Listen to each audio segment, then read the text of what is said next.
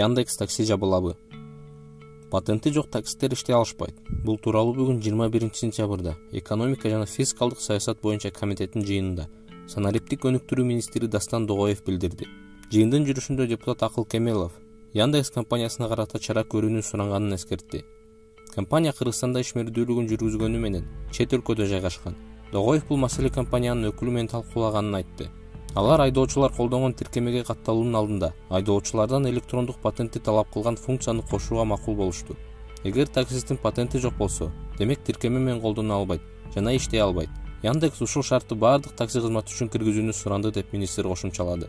Анын айтымында бул сунушту экономика жана финансы министри Акылбек Жапаров колдогон. Ведомство тиешелүү өзгөртүүлөрдү иштеп чыгат.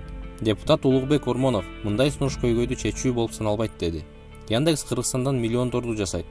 Бул жактан өкүнчүлүгүн ачсын, болбосо жабылсын. Аларга 5000ге чукул айдоочу иштейт. Патентке айдоочулар төлөйт, компания эмес. Көп эле өлкөлөрдө компанияны жаап жатышат. Бул маселени карап чыгуу зарыл, деди Ормонов. Кемеловдун пикири боюнча Яндекс мамлекетке салык төлөбөсө, анын ишмердүүлүгүн токтотуудан өлкө эч кандай жоготууга туш болбойт. Мындай боло турган болсо, чечкиндүү болуп компанияны жаап салуу керек. Депутат санариптик өнүктүрүү министрлигине кайрылып, таксисттер үчүн Яндекске окшогон ата мекендик тиркемени иштеп чыгууну суранды. Садыр Жапаров Бириккен Улуттар уюмунун жыйынында сөз сүйлөйт. Президент Садыр Жапаров бүгүн 21 сентябрда Бириккен Улуттар уюмунун 76 сессиясынын жалпы дебаттарындагы жогорку деңгээлдеги жумалыктын ачылышына видео байланыш аркылуу катышат. Бул тууралуу Тышкы иштер министрлиги билдирди.